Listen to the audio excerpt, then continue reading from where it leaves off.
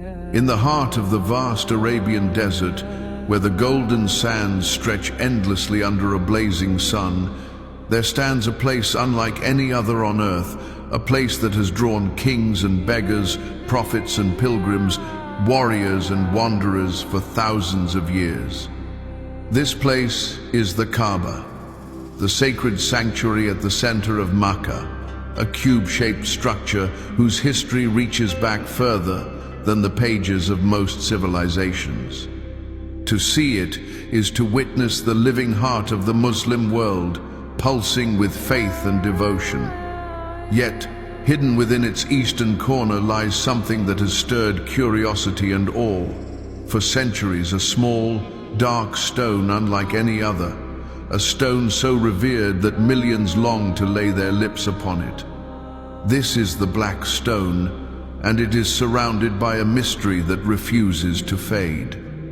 Imagine for a moment standing among millions of people from every nation, all moving together in perfect harmony, all drawn toward this one point in the world, not for its size or grandeur, but for the command of the Almighty.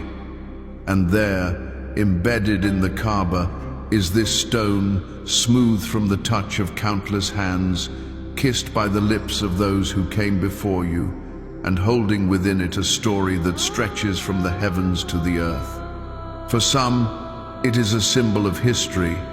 For others, a sign of divine connection. But for every believer, it is a reminder of something far greater than itself. The Black Stone is no ordinary rock. Islamic tradition tells us it came from a place far beyond human reach, from Jannah, the eternal gardens of paradise. Sent down to earth as a gift from Allah to Prophet Ibrahim and his son Ismail, it was to be the cornerstone of the Kaaba, the marker of the house of Allah. But this stone was not always black. In the earliest days, it is said to have shone a brilliant white, so pure and radiant that it stood out even in the brightness of the desert sun. It was a stone of light, unmarred by the touch of sin. Over the centuries, however, it absorbed the sins of those who touched it, turning it darker and darker until it became the deep, mysterious black we see today. And yet, even in its darkened form, it remains a heavenly relic, a link between the mortal world and the realm of the unseen. Think about that. Every mark, every crack, every worn edge tells the story of humanity's longing for forgiveness, of generation after generation, reaching out to a gift that was once placed directly into the hands of prophets. It is a stone that has seen the footsteps of angels and heard the prayers of countless believers, and it continues to stand as a silent witness to the promise made between Allah and His creation. And this is only the beginning of its story. When Prophet Ibrahim was commanded by Allah to build the Kaaba, it was not merely a task of stacking stones or raising walls. It was an act of devotion that would echo through every generation to come. Alongside him was his son Ismail, still young but already chosen to share in this monumental mission. Together, under the burning Arabian sun and upon the very ground Allah had sanctified, they lifted stone after stone, building the sacred sanctuary exactly as Allah had instructed. Every placement, every movement was a prayer in action, a physical manifestation of obedience. And then came the moment for the final piece, the cornerstone that would complete the house of Allah. This was no ordinary stone. It was the Black Stone, a heavenly relic sent down to earth as a sign of Allah's mercy.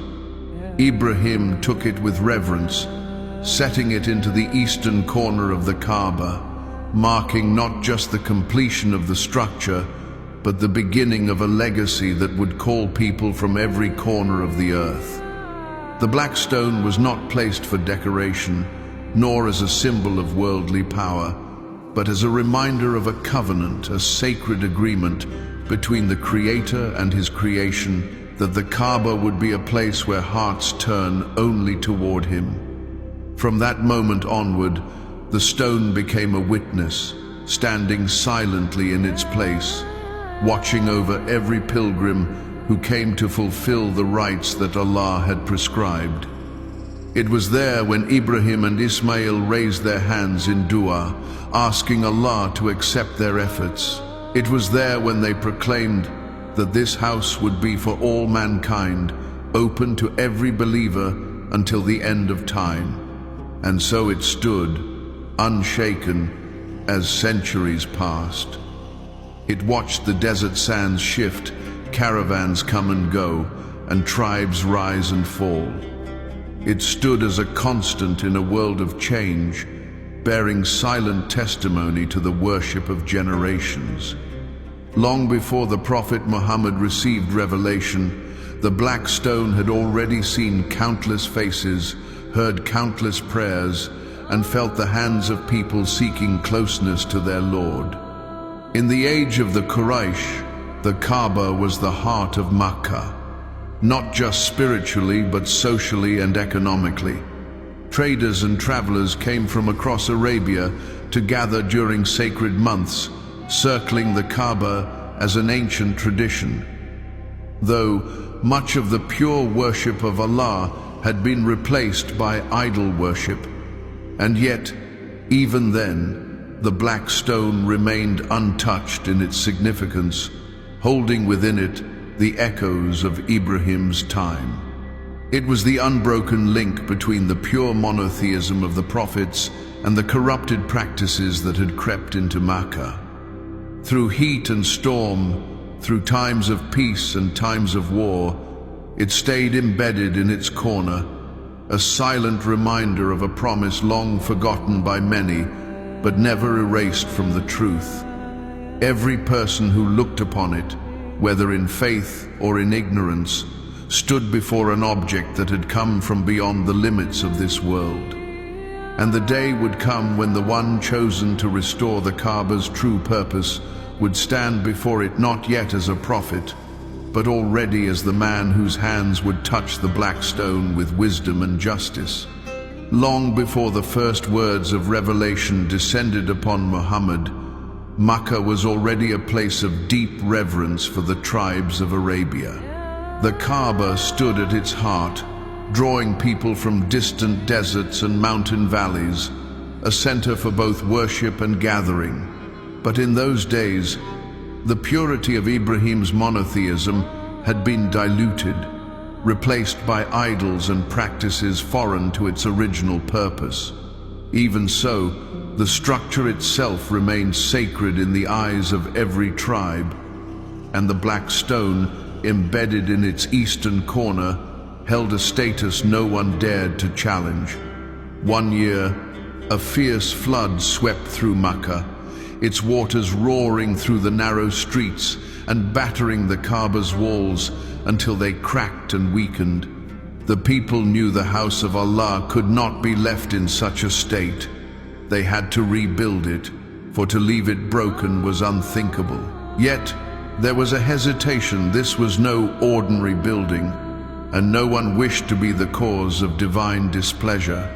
They agreed that the work could only be done with wealth earned from pure and honest means, free of theft, injustice, or forbidden trade. Piece by piece, they dismantled the damaged walls, stone by stone, until the Kaaba stood as an open foundation once more, ready to be raised anew. The rebuilding began in unity, each tribe taking on a section of the work. The air was filled with the sounds of hammers striking stone, men calling instructions, and the steady rhythm of labor driven by devotion.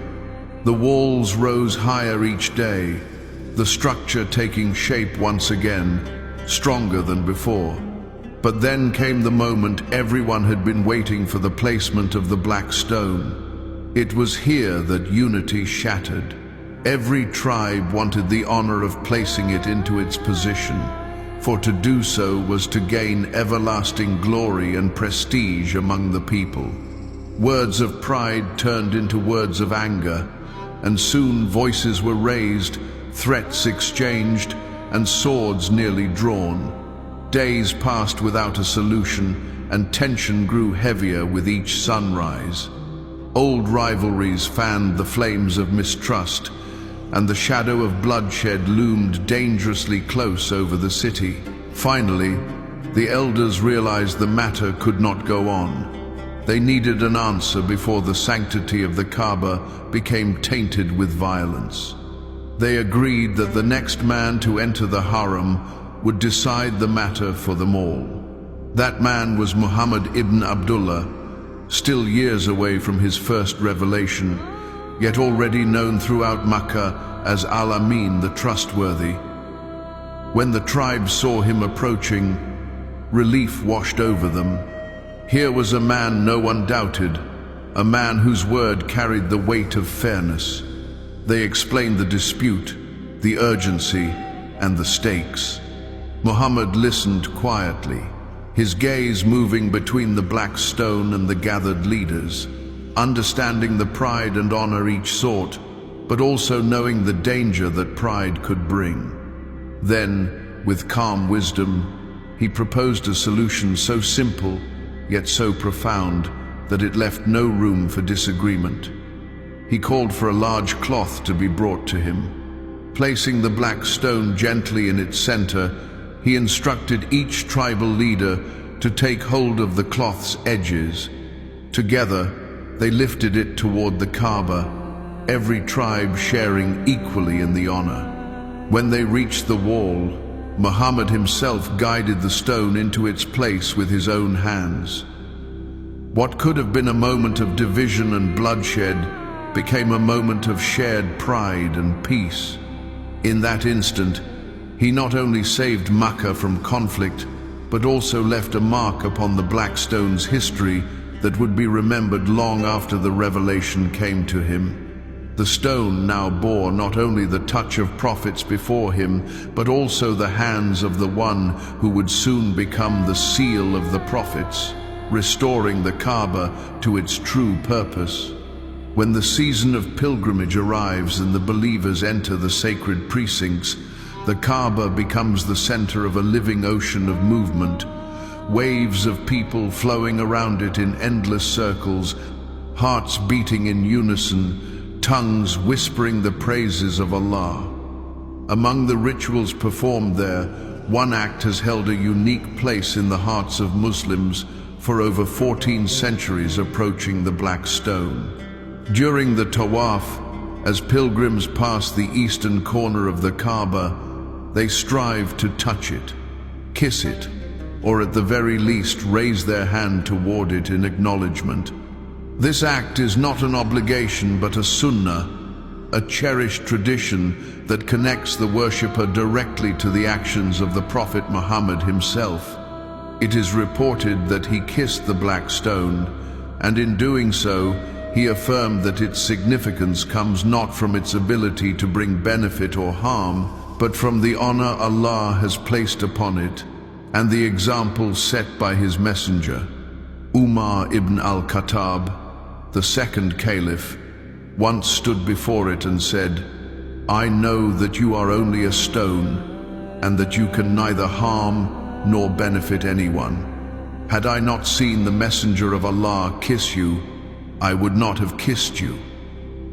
This statement still echoes in the hearts of pilgrims today, a reminder that the act is not born from superstition, but from obedience and love for the Prophet. For many, the moment of touching the Black Stone is deeply emotional, a culmination of yearning and sacrifice, a chance to stand exactly where prophets once stood and place their hands on something that descended from paradise. Physically, the Black Stone is far smaller than most imagine. It is not a towering monument, but a modest, irregular shape made up of several pieces, now held together by a thick silver frame that shines in contrast to its dark surface. Its size is roughly that of a loaf of bread, yet its weight in history and faith is beyond measure. Over centuries, The constant touch of millions of hands and lips has worn its surface smooth and slightly concave, so that when a pilgrim presses their face to it, they feel the shallow curve formed by generations before them. The silver frame that encircles it is not merely decorative, it protects the stone's fragments, which were damaged in various incidents throughout history, keeping them united in their rightful place. Pilgrims often notice that the black stone is set slightly lower than eye level, making it accessible to those who draw near, though reaching it amid the crowds is no easy task. Yet even those who cannot physically touch it find comfort in raising their hand toward it during each circuit, knowing that Allah rewards the intention and the sincerity of the heart. The preservation of the black stone has become an act of devotion in itself, with careful attention given to its upkeep, cleaning, and protection, ensuring that it remains a living link between the worshippers of today and the prophets of the past. Every mark on its surface, every crack filled and sealed, tells a story not of fragility, but of endurance. For despite everything it has faced, the black stone continues to rest in its place, awaiting the touch of those who circle the Kabba in submission to the will of Allah. Through the long stretch of history, the black stone has not only been revered, but also tested by trials that would have destroyed ordinary relics. It has endured natural disasters, human greed, and the violence of those who sought to harm the sanctity of the Kabba itself.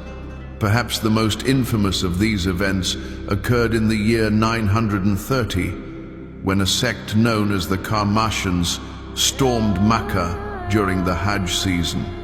In a shocking act of desecration, they slaughtered pilgrims in the sacred precincts and pried the black stone from its place, carrying it away to their stronghold in Bahrain. For more than 20 years, the Kabba stood without its cornerstone, its eastern corner left bare, the hearts of Muslims across the world heavy with grief. The loss was more than symbolic. It was as if a piece of the Kabba's very soul had been taken. When the black stone was finally returned in 952, it was no longer whole. It had been broken into several pieces, some small enough to fit in the palm of a hand. Yet the faithful did not reject it. Instead, they gathered the fragments and bound them together with a mixture of protective substances, eventually securing them with the silver frame that still surrounds it today. This act was more than restoration. It was a declaration that even when the stone was fractured, the faith it represented would never be broken. Over the centuries, other incidents of damage occurred, whether through accidental impact, fire, or crowd surges, each time leaving its mark upon the stone, but never erasing its place in the hearts of believers. It is for this reason that scholars throughout Islamic history have spoken with such care about the meaning of the black stone and how it should be understood. They have made it clear that it is not an object of worship, for worship belongs to Allah alone.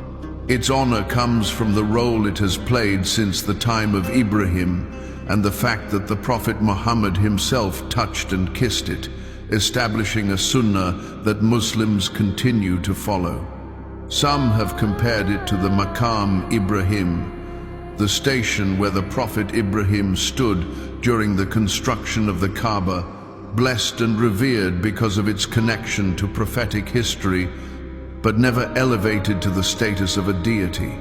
In every age, scholars have reminded the people that while the black stone is a sign of Allah's mercy and a marker of unity, it holds no power independent of Him. Its value is in what it represents: the covenant between Creator and creation, the continuity of the prophetic message, and the shared experience of believers across time and place. When a pilgrim touches or gestures toward it, They are not seeking the stone's favor, but affirming their place in a chain of worship that stretches back to the earliest prophets. This clarity protects the act from drifting into superstition and keeps it rooted in the pure monotheism that is the foundation of Islam. And so, the black stone endures, not as an idol to be feared or a talisman to be clutched for luck, but as a witness, one that has seen the devotion of countless generations and will, by Allah's will, stand to see the final day when all accounts are settled. When the season of Hajj comes and the Kabba is surrounded by millions of believers, there is a moment in Tawaf when the black stone becomes the focal point for hearts from every corner of the globe.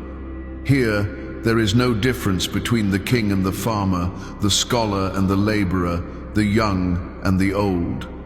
Every pilgrim, clothed in the same simple garments of ihram, steps forward with the same longing to acknowledge this stone that has stood since the time of Ibrahim, to honor the sunnah of the Prophet, and to be part of a ritual shared by the entire ummah. The black stone stands as a physical symbol of unity, not because it draws people to itself for its own sake, but because it gathers them around a central act of worship that transcends race, nationality, wealth, and status.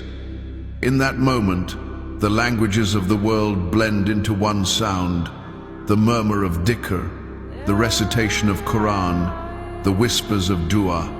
Every pilgrim faces the same house, moves in the same direction, and acknowledges the same sign that Allah placed upon the earth. The crowd is a living demonstration of the equality Islam commands, and the black stone, in its stillness, reflects this truth more powerfully than words ever could. Even those who cannot reach it physically join in the same act by raising their hand toward it, showing that the unity it represents is not limited to physical contact, but is rooted in shared intention and obedience to Allah. Yet the significance of the black stone is not only in the unity it inspires today, it is also in the connection it preserves across the vast stretch of history. When a pilgrim's hand touches its smooth, time-worn surface, they are touching something that prophets once touched. The same stone that Ibrahim set in place, that Ismail stood beside, that Muhammad kissed, remains there still, linking the present with the earliest chapters of human faith. In that instant, centuries collapse. The line between past and present blurs, and the believer stands shoulder to shoulder with those who came before, sharing in the same act of devotion. Every kiss, every touch, every raised hand becomes a thread in a vast tapestry woven over more than 1,000 years. It is as though the stone holds within it the silent imprint of all those moments, the hope of the repentant, the gratitude of the forgiven, the tears of those overwhelmed by Allah's mercy. The connection is not just to history, but to destiny. For those who approach it with sincerity are reminded that their own lives are part of a much greater story. The black stone is not simply a relic to be admired. It is a living witness to the unbroken chain of worship that began with the first prophets and will continue until the last day. In its presence, one cannot help but feel the weight of that legacy and the privilege of being a part of it. Today, the black stone rests in a place of honor, carefully protected and tended to with the utmost respect. The responsibility of preserving it is taken with a seriousness that reflects its history and the reverence it commands among Muslims. Throughout the year, and especially during the seasons of Hajj and Umrah, it is meticulously cleaned and perfumed with special scented oils. This process is not merely about maintaining its physical appearance. It is a continuation of a centuries-old tradition that recognizes the stone as part of the sacred trust of the Kabba. The silver frame that holds it together is regularly inspected to ensure that no harm comes to the fragments inside, for these pieces are all that remain of the original stone that once descended from paradise. Authorities regulate the flow of pilgrims around it, implementing measures to prevent injuries from the rush of those eager to get close. Even with these protections, touching or kissing the black stone is not always possible due to the immense crowds, but the care taken to preserve it ensures that every pilgrim, whether near or far, can still feel its presence and significance. The fragrance of the oils lingers in the air around it, adding another layer to the sensory memory of those blessed to be in its proximity. And for many, just seeing it with their own eyes becomes a treasured moment that lives forever in the heart. Yet with its fame and the awe it inspires, the black stone has also been surrounded by myths and misconceptions. Some imagine it to be a mystical talisman with powers to grant wishes or bring fortune, while others speculate on its physical origin, suggesting that it may be a meteorite or a fragment from the heavens. Islam, however, brings clarity to these notions. The black stone is revered not because of any inherent magical power, but because of its divine history and the role it plays in the rites established by Allah through His prophets. The Prophet Muhammad himself made it clear that the stone cannot harm or benefit anyone by itself. It is Allah alone who grants mercy, answers prayers, and forgives sins. Its sanctity comes from the fact that it was placed in the Kabba by Ibrahim, touched and kissed by the Messenger of Allah, and designated as a marker within the sacred rituals of Hajj and Umrah. By following the Sunnah in interacting with it, Muslims demonstrate obedience, humility, and love for the traditions passed down to them. This understanding protects the purity of worship, ensuring that the black stone remains what it was always meant to be, a symbol of divine connection, not an object of worship in itself. In this way, it continues to inspire hearts without leading them astray, standing as a reminder that faith is built not on superstition, but on the guidance and truth revealed by Allah. For many who journey to Makkah, the first sight of the black stone is an experience that words can scarcely contain. The moment often comes after days, weeks, or even years of longing, planning, saving, and praying for the chance to stand before the Kabba. As the pilgrim draws closer, weaving through the rhythmic flow of the tawaf, the silver-encased stone comes into view, and the heart begins to beat faster. There is a sudden weight in the chest, a rush of gratitude and awe, and for some, an uncontrollable stream of tears. These are not tears born of sadness, but of overwhelming realization that they are standing in a place touched by prophets, a place blessed by Allah, a place that countless believers before them have yearned for and traveled unimaginable distances to reach. Some feel the history in the very air around it, imagining the hands of Ibrahim lifting it into position, the gentle touch of Muhammad as he placed it in the Kaaba, the countless moments of devotion that have taken place here across centuries. Others are struck by a humbling awareness of their own lives, their struggles, their sins, and the mercy of Allah that has brought them to this moment. The crowd, the heat, the noise, all of it fades into the background, and for those few seconds, the connection is deeply personal. Even if they cannot physically touch the stone, the act of facing it, raising a hand toward it, and uttering the praises of Allah becomes a treasured memory that lives forever in their hearts. In the realm of the unseen, the black stone story does not end with this world. Islamic tradition tells us that on the day of judgment, it will be raised with eyes and a tongue, and it will bear witness on behalf of those who touched it in truth and sincerity. It will testify for those who honored it as part of their worship of Allah, those who followed the Sunnah and approached it with humility and love, not superstition or arrogance. This thought adds a profound layer to the act of touching or gesturing toward the stone every sincere moment before it becomes a record, preserved until the day when all accounts are settled. On that day, when every soul will stand in need of mercy, the black stone will speak on behalf of those who remembered Allah in its presence. The idea that an object from paradise, sent to earth thousands of years ago, will one day testify in the hereafter bridges the gap between time and eternity, between the physical act of worship in this life and the eternal reality of the next. It reminds believers that nothing done sincerely for Allah is ever lost, and that even the smallest act, one raised hand, one whispered takbir before the black stone, can echo into the most decisive day of all. In this way, the black stone is not just a relic of the past, it is a witness to the present and a companion into the future that awaits every soul. The black stone holds within it lessons that go far beyond its physical presence.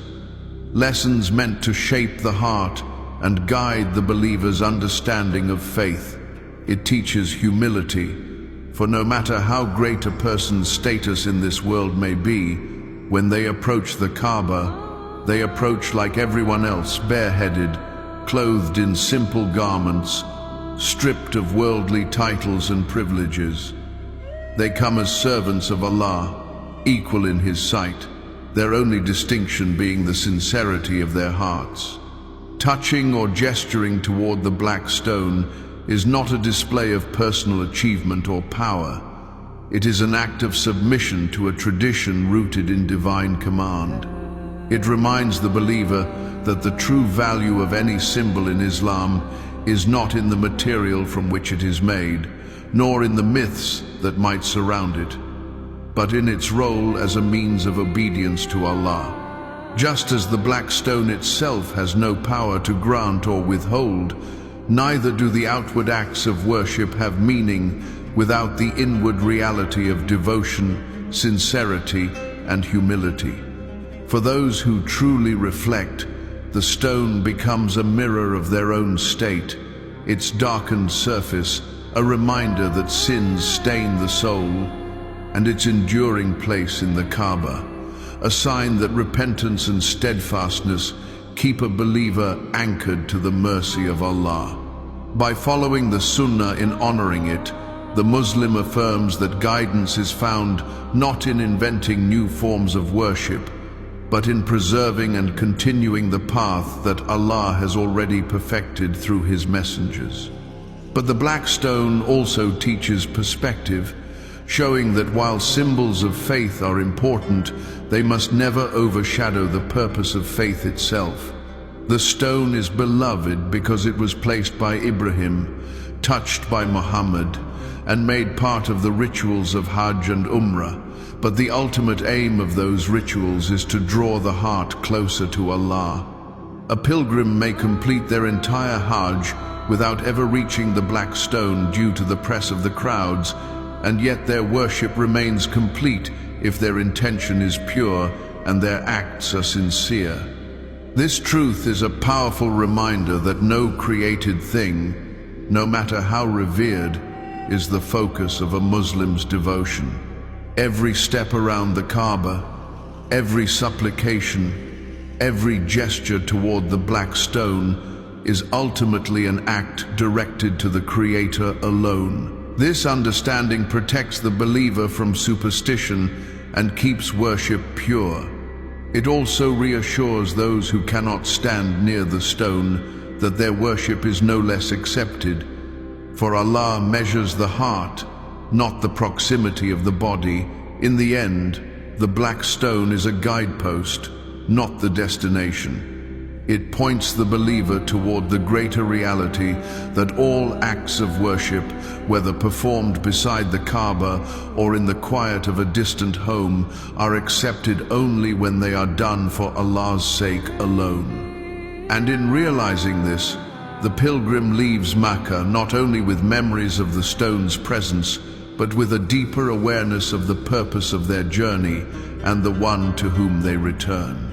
Even after centuries of study, devotion, and preservation, the black stone continues to hold mysteries that remain beyond human understanding. Its true origin is known only through revelation, and while scholars and historians can describe its appearance, its history, and the events it has witnessed, they cannot fully explain the nature of a stone that descended from paradise. What material is it truly made of? How exactly did it travel from the unseen realm to the earthly deserts of Arabia? What did it look like in its original form before the touch of humanity's sins darkened its surface? These are questions that stir curiosity but remain unanswered, as if the stone itself guards its secrets until the appointed time. Perhaps this is part of its purpose, to remind believers that not everything in faith can be measured or fully comprehended by the human mind. The black stone stands as a tangible link to the divine, a sign that Allah can place in this world something that defies the limits of earthly explanation. This air of mystery deepens its impact on those who see it. For in a world where so much is analyzed and categorized, here stands a relic that refuses to yield all of its truth. It draws the believer to reflect on the unseen realities of faith, the angels, the hereafter, the divine decrees, things that, like the black stone's full story, must be accepted with trust in Allah's wisdom. The mystery is not a gap in knowledge to be feared, but an invitation to awe, to humility, and to submission before the one who knows all. For those who have not yet seen it, the black stone remains a dream carried in the heart, a point on the map of faith that they hope one day to reach. For those who have touched it, kissed it, or even simply raised their hand toward it, the memory is etched so deeply that it becomes a treasure more valuable than gold. The experience transcends words, leaving behind an imprint of connection that cannot be forgotten. Yet whether a believer has stood before it or only prayed in its direction from across the world, the black stone serves as a reminder of the journey that every soul must take, not just the physical journey to the Kabba, but the lifelong journey toward Allah. The pilgrim's path does not end when they leave Makkah.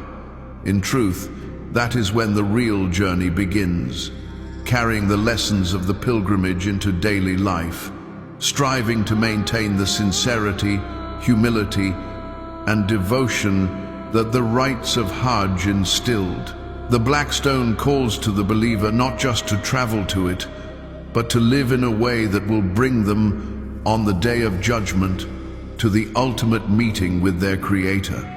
It is a silent witness now, but on that day it will speak, and its testimony will be a reflection of how one lived, not merely how close one came to touching it. In this way, it is both a relic of the past and a signpost for the future, reminding every believer that this world is a temporary stop on the way to an eternal home. Those who hear that call and respond with sincerity will find, when the journey is complete, that the reward awaiting them far surpasses the joy of any earthly encounter, even the joy of standing before the black stone in the sacred sanctuary of Makkah.